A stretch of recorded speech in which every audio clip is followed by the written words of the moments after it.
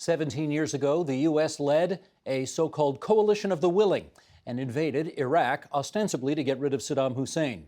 That set in motion a multi-year occupation that's still seeing thousands of U.S. troops slated for withdrawal. Iraq is struggling to move on, including a youth-led uprising last October. With us for their insights on the contemporary challenges in that country, we welcome, in Baghdad, Iraq, Louisa Loveluck. She is the Baghdad Bureau Chief for the Washington Post.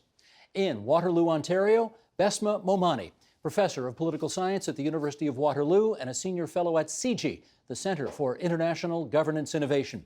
And in Hamilton, Ontario, Waleed Nesyif, an Iraqi-Canadian filmmaker, musician, and writer. He was a translator and so-called fixer for the media during the Iraq War, a co-founder of Iraq's first independent English-Arabic newspaper, Al-Mujahah, and is one of the voices featured in the documentary series Once Upon a Time in Iraq, which is airing on TVO. And it's a great pleasure to welcome Bessma, you back, and our other two guests for the first time to our program. Great to meet you both. Let's just, before we go any further, start with a clip from the documentary Once Upon a Time in Iraq, which we are playing on TVO and which is plain and simply astonishing to watch. Sheldon, if you would, roll it.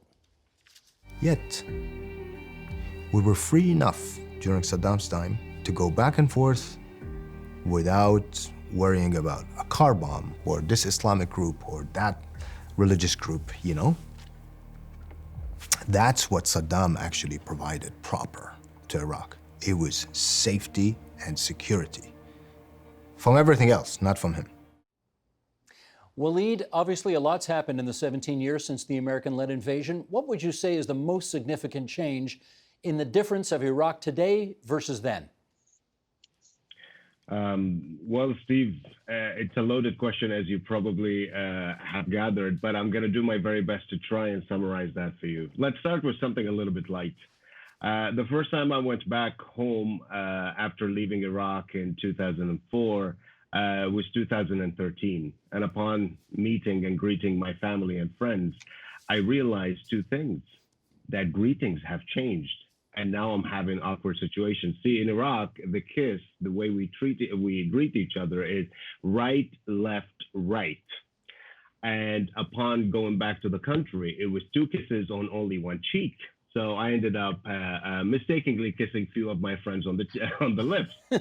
So that was one of the very first striking changes that I looked at. And I was like, okay, when did that happen? But it was an interesting study for me because people didn't realize that the change had occurred. And that kind of like makes you think that when the other changes are so rapid and so extreme that the small little things change without you knowing. And as you know, the devil is in the details sometimes, that once your small little nuanced way of dealing with yourselves in a culture changes and without you knowing it, lo and behold, you're going to wake up in a completely different country, which is exactly what happened to me in Iraq when I went there. Can I jump in for a second, Waleed? Hang on. Before you get to the most serious thing, that's fascinating. Now, look, we greet people differently in North America now by bumping elbows instead of shaking hands because of COVID-19. So there's an explanation for the change in greeting. What's the explanation for the change in greeting in Iraq? It's a very good question. And I must be honest and say that I don't know the bottom of it, but I do know its influences from the Gulf countries, from media, from Iran, so on and so forth. There's so many influences that have started coming into the country. And I believe people just adopted it. But I don't know exactly what is No, that's the influence. Good. That's good. Okay. All right. Now, a more significant change. What was the second thing you were going to say? The most significant change and the most devastating, I would say, is the state of people. Steve, you speak to Iraqis right now, or at least back then, and there is like this cognitive dissonance that is happening where, and I'll give you an example, my mom included, she lives in Baghdad all of her life, and she didn't know of a single refugee camp that is in Baghdad. And you go to these refugee camps that are there, and it's some of the most devastating living situations there are. And then you start reading some of the statistics that meet it, and there exists, and that's according to the government in 2008, there's 2 million widows, 4.5 million orphans. That's back in 2008, before ISIS and before that. And then when you contrast that into the number of population in Iraq, you go, okay, so we have about 15 to 20% of the population in an extreme dire situation in preparation to a disaster. And that is visible in the streets. Yet, you go over there and there isn't a single proper orphanage for kids. And it makes you wonder, it's like, okay, so what's going to happen? And as we know, future is held in the hand of the youth. Yeah. Okay, Bessma, let me get you into this. Thank you for starting that out, Waleed. That was fascinating answers. Bessma, I want to take you back 17 years, and we know ostensibly the reason for the American-led invasion in Iraq was to look for those weapons of mass destruction. Turned out not to be the case. Ultimately, in the end, it was about regime change. Can you tell us, from your political scientist point of view, how is the Iraq case study an example of how not to conduct regime change?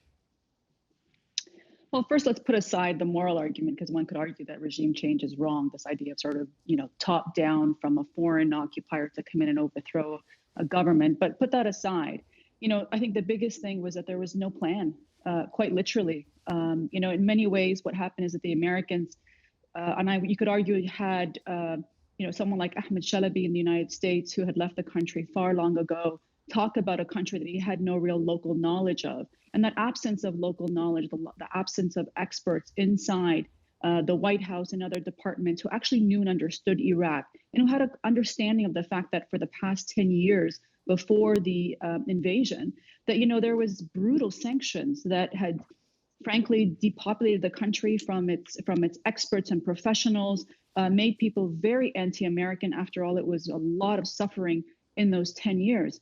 So really, the big thing is they had no plan. They went in very much with frankly, an economic desire to change the country. And as Ahmed Shalabi kept, selling them the argument, not only would they be greeted with flowers, but it's such an oil-rich country that, it'll pay for itself, which, as we know, obviously, this many years later, that's not the case. It's not only back on its feet in terms of economic output, but more importantly, it certainly hasn't been sort of a boon for either the Americans or the Iraqi government. And there's a lot of economic problems. So, I think that's a big, big challenge. Then you had, I think, really the de-Baathification. The political gutting of professionals, of the military, of intelligence service. You made 1.5 million Iraqis unemployed overnight. And basically, to understand the Ba'ath Party, and it was brutal at the very top. Don't get me wrong. There's no shortage of blame to put on Saddam Hussein and all of those political elite around them. But what they failed to understand is that de-Baathification meant that every teacher, every white collar professional had to have a Ba'ath membership, party membership, in order to have a job. And you've effectively made them unemployed overnight. And lastly, the economic side. They went in with this impression that they needed to liberalize the country and allow a flood of, goods come in, mostly for American gain, right? They thought, we'll just put American television sets in the hands of, every Iraqi. What that did is deindustrialize the country. It effectively removed an important economic pride of Iraq, that it actually was, in many ways, very much industrialized. These basic consumer goods. Now that was all being imported, and it effectively opens, I think, an avenue for Iran to basically now flood the market with its products. And so it's never going to be able to recover from that. And it really becomes what's the classic in political science terms of rentier state, wholly dependent on oil, but oil only employs 1% of the population. So there's no productivity. It's a really, I think, at the end of the day, and as Waleed really summarized it very correctly, the Iraqi people have paid a brutal price of the invasion and occupation. Let me get Louisa to pick up the story from there and take advantage of the fact that you are there and you understand the situation extremely well. What impact do you think COVID-19 and the extreme drop in oil demand has had on Iraq's economy? Well, I think the economy really is in dire straits. As Bessma said, one of the things that people really know about Iraq when they're not here is that Iraq is an oil-rich country. Unfortunately, that does not mean it has a good economy. Successive administrations, often through times of major crisis, a lot has been going on. They have failed to do the necessary things to make the reforms that they needed to make this a viable economy that can sustain its people. 90% of the budget is funded by oil wealth. And with the advent of coronavirus, the coronavirus pandemic, and the plunging oil prices that we've seen affecting countries across the region, Iraq simply cannot pay its bills right now. It's an incredibly serious situation. Every month, public sector workers are finding their salaries delayed, often by weeks, if not more. There are short-term measures in the can. They are doing emergency financing. The government is sort of proposing reforms. It's put forward a white paper, but the decisions it's going to need to take are going to be painful. This is a system that people that sort of isn't well structured. A lot of people benefit from it where perhaps they shouldn't.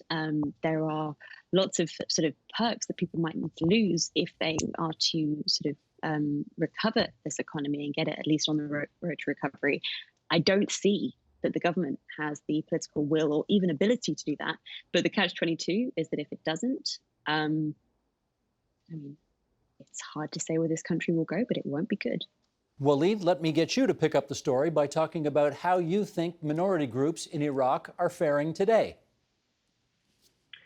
It's a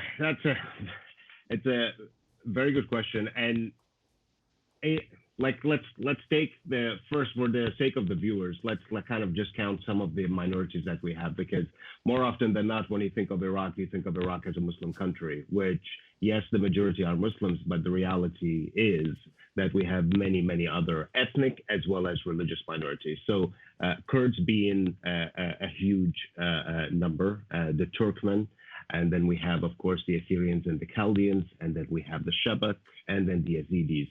Yazidis, the last ones, it's like I think the world have known about them, unfortunately, due to what happened to those people because of ISIS, the degradation, slaughter, and genocide that befell them.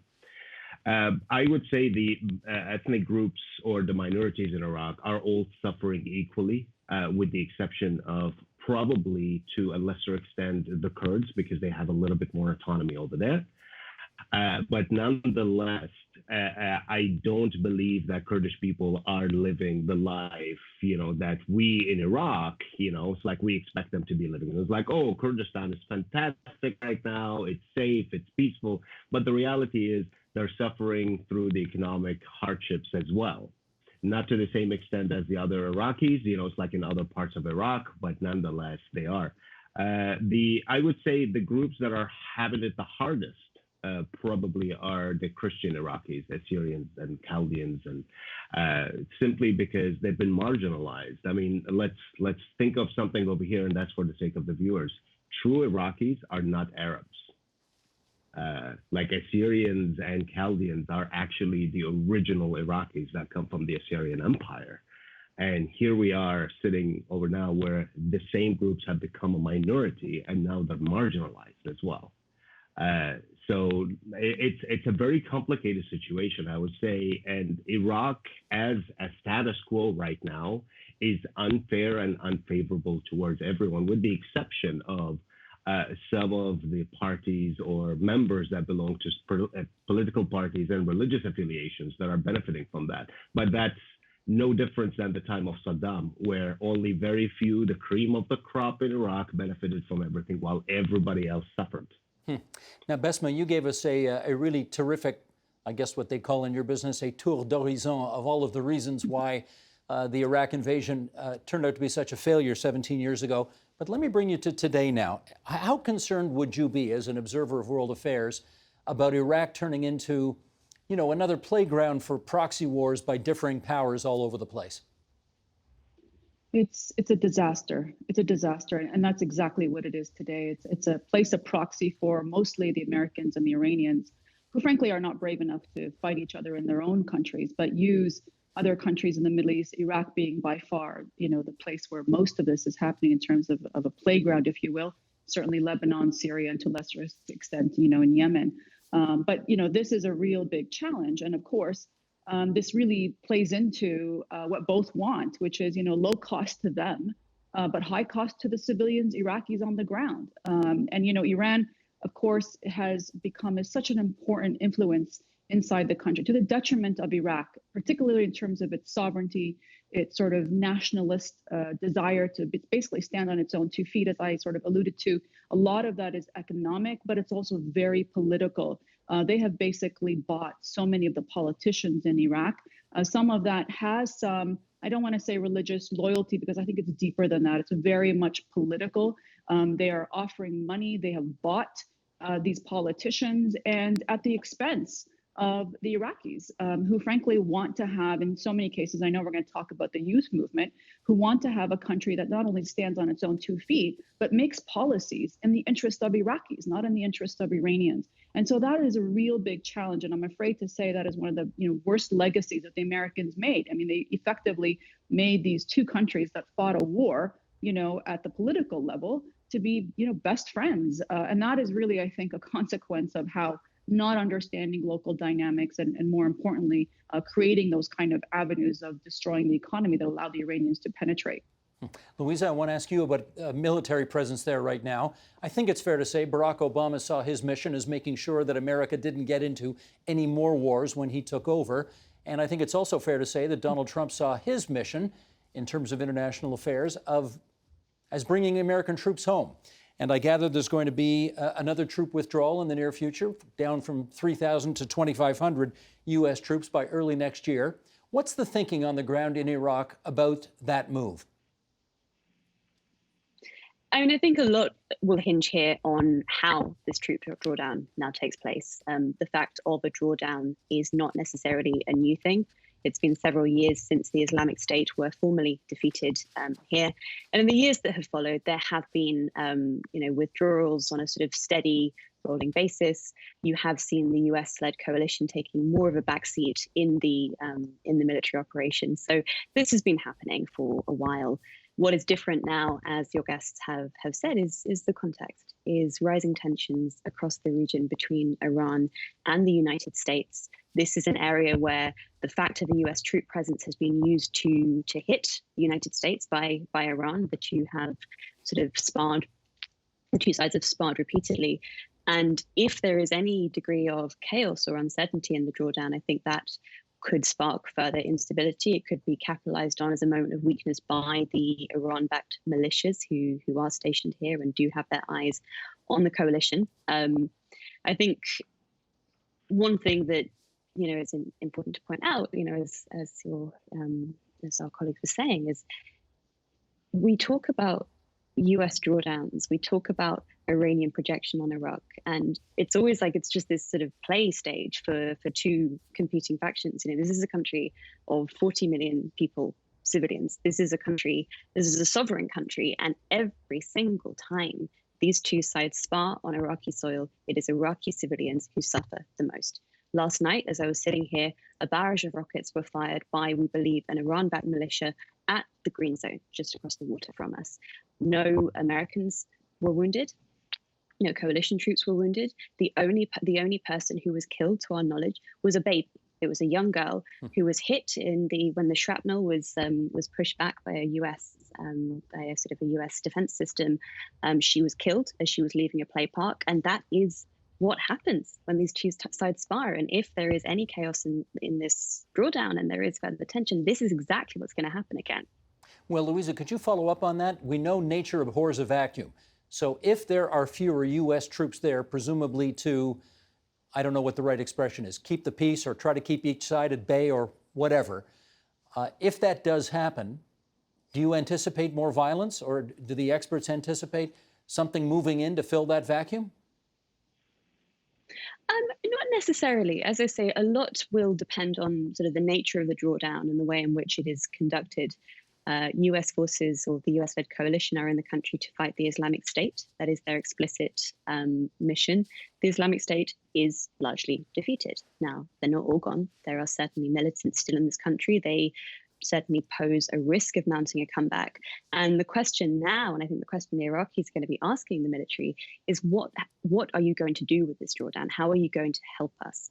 By and large, the US military will often say that it leaves the fight against ISIS in capable hands when it comes to the Iraqi military. But there is a skills gap. The coalition offers better intelligence support. It offers better targeted airstrikes. And if you are to take this away, and particularly take it away quickly, there is a chance that the Islamic State may gain ground again. It won't necessarily have a caliphate again, but it will become, it will make things more unstable. And again, the country will suffer. Bessma did mention a moment ago that we wanted to talk about the youth movement in Iraq. So let's do that right now. And Waleed, I'll get you to start on this. There was something called the October Revolution last year. What was the root of the issues involved in that? Well, I think our two other panelists have covered this very, very well, in the sense is when you have 17 years of absolute obliteration of a society and a country. And as I mentioned to you, there are kids that have been born at 2003 and up. Most of these kids, if they became orphans, they've seen absolutely nothing but war, chaos, and death and destruction. So in a sense, it's a recipe for disaster that it could lead into one of the two conclusions. I was a cynic before, where I thought Iraqis will never rally up, will never actually stand together and then rise up to that, because to Bessma's point, I was looking at the older generation, and they're all kind of oligarchic, if you will, or oligarch wants to be. And so they were fixing their minds on how economically we can survive, so on and so forth. And then lo and behold, I was really surprised when it happened. Then you see the youth movement rising, standing up. And I was one of the people at the beginning, and I was like, oh, there must be a play over there. It will be politicized. It will be this. It will be that. But then I had friends on the ground over there, and they were sending me videos. They were telling me what's going on. And it's real. What they've done was unbelievable. The place Tahrir Square, and Louisa probably have been there. I used to go there, buy CDs and music and stuff like that. It became one of the filthiest places in Baghdad. And now, after the protesters were there, they have proven that reconstruction can actually happen in Iraq, and Baghdad can be beautified, if you will, if the people put their minds to it. It destroyed few myths that were very important, which is gender differences, right? You see girls and boys together, hand in hand, doing this. Religious differences, sectarianism, all of that got dissipated by the youth. And it's all to your point that you were mentioning. Education is higher among this population because of the access to internet and social media and all of that. And they are a largely underestimated segment of the society, where they're marginalized. Nobody's thinking about them. But at the same time, they've been actually keeping chaps on what's going on in the world. And I would say that they are very unique. This revolution is very different than the Arab Spring. I would not really associate it to the Arab Spring. But unfortunately right now, it's you had COVID happening, so that put a halt to it. But what I loved about it at that time, up until it ended, is that people were willing to actually give their lives, which to me it reminds me of what happened in Algeria back in 1954. It was only when the lack of hope was absolute that people actually went ahead and moved. Now, Bessma, that was then. This is now. What's the status of this youth movement and the kind of, the status of the protest movement today? Well, let me just, concur with what Waleed said. I just quickly add that I think that also what's very different about this movement and what makes it unique, and this is where there is, I think, a connection to the Arab Spring, is that they no longer believe in blaming the isms for all the problems. They're not willing to accept this argument. And as Waleed pointed out, they're very much, not just born after 2003, but they also lived through the ISIS rise and fall, which actually spurred a new, amazing sense of national identity in Iraqis. It forced people to kind of talk about, othering, and how that ISIS is sort of a example of where, terrible loyalties can go. And so re-establishing that Iraqi sense of identity is something that the Iraqi youth had in Tahrir Square that I think was really quite remarkable. And I saw that similarly in other parts of the Arab world during their Arab Spring. They were no longer going to blame things on Western imperialism and all these isms. They were going to start saying, no, look, you in the center of power, you as government, have control of this wealth. We are one of the top 5 oil exporters in the world. And look, we can put, as Waleed said, more good governance in the square of Tahrir than you can, put in the entire capital of Baghdad. What the heck is going on? So that really laying blame at the, at the doorstep of the Iraqi parliament, which at the end of the day is, frankly, I mean, it's a democracy. It's completely hijacked by, Iranian interests and also enormous corruption. I mean, I think that's really, a word that we haven't heard today, but I have to say is really endemic to Iraq, partly because of the oil dynamics that really play into that. But to point to the point that, but what is it about the protest movement today is frankly, it's been a year, so many young Iraqi lives have been lost. We've seen Iranian-backed militia take basically, snipers top of buildings, killing people. We've seen abductions of activists, some of them women too, who basically taken from, their own homes and killed. All of that has kind of demoralized Iraqis. And you add COVID to it, obviously, you don't want to have, meetings in groups. And you have basically a caretaker government now that everybody's waiting to see what happens next. What I hope is that now the youth movement, this is the real challenge, and always the Arab Spring dilemma, is sort of what do you do with the street movement? How do you mobilize that into a political process? And Iraq is unique, unlike the other Arab Spring countries, in that they kind of have a democracy. I mean, it's not perfect, but there is an electoral process. Can they put forward candidates? Can they actually support candidates and go and vote to actually make a difference? That's going to be the real, I think, marker of change and maturity of a movement. I don't know if they're there yet.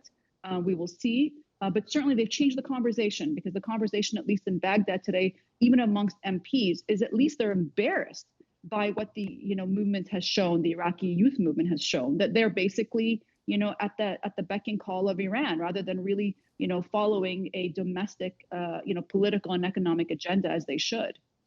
We've got about 5 minutes left here, and Louisa, I want to let me just say right off the top here that your excellent reporting from the area notwithstanding, there seems to be a lot less international attention on Iraq these days, clearly, than there was in the initial years after the coalition-led invasion. But it seems that the world is a lot less interested, and it seems there are many fewer media organizations which are trying to put people in the region and do stories and understand what's going on there. Why do you think that is? I mean, I would push back slightly at the premise of your question, and I think these youth protests are a very good example of that. I've heard from many people since those events that that it wasn't covered, that the media weren't there, and it was not in the headlines every day, as I really believe it should have been. It was one of the most consequential developments in recent Iraq. But we were there. Every major outlet was there, filing, if not every day, then most days, taking the same risks, being shot at, doing all of that stuff amid appalling street violence. But what you see, and I think this really speaks to kind of the premise of this program, is that there is a fatigue, I think, in much of the West with the idea of reading about Iraq. It certainly bears out in the numbers of people who ultimately read the stories, which were around but often not read. I think people have come to see Iraq as something which is maybe sort of depressing. It's complicated. It's not going to be a different story to the one they read yesterday or the year before or 5 years before. And in fact, the story of these youth movements, there was a lot of violence. There was a lot that was sort of troubling that we were covering out on the streets. But it was one of the most hopeful stories coming out of Iraq for such a long time. But I think it was hard to get people to really connect with that, because there's an assumption that if you see a headline about, gunfire in Iraq, then it's going to be another depressing story, and people just don't click. How depressing is that for you? I mean, you're putting your life on the line every day to tell these stories. I think that segments like this are really important for people to just sort of start understanding that there is a through line from 2003 to here. All this stuff that maybe seems a bit sort of samey from the outside, actually sort of its development upon development. And the thing about the protest movement, which is really important, is that it is a direct legacy of 2003. I think anyone who cared about the invasion back then should care about the sort of developments that led an entire generation to reject the system that the invasion installed. And I think that, this is about that. Waleed, in our last minute here, give it everything you've heard on the program tonight, given everything you know about Iraq today. What do you think is possible in the days ahead?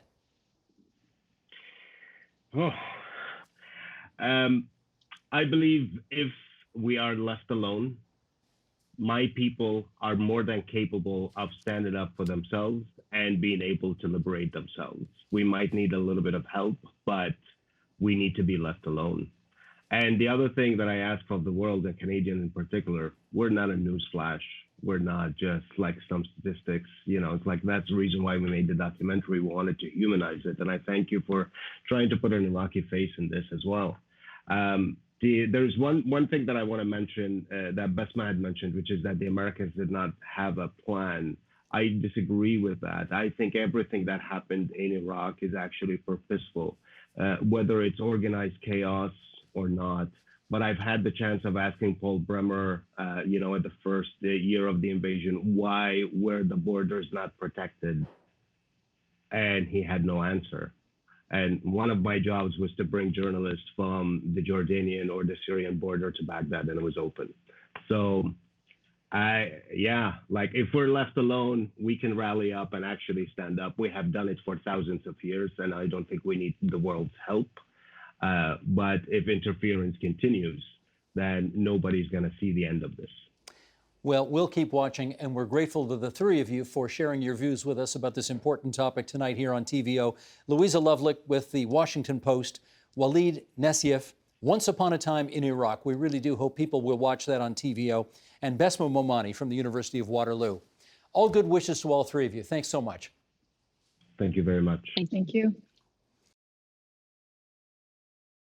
The Agenda with Steve Paikin is brought to you by the Chartered Professional Accountants of Ontario. CPA Ontario is a regulator, an educator, a thought leader, and an advocate. We protect the public. We advance our profession. We guide our CPAs. We are CPA Ontario. And by viewers like you. Thank you.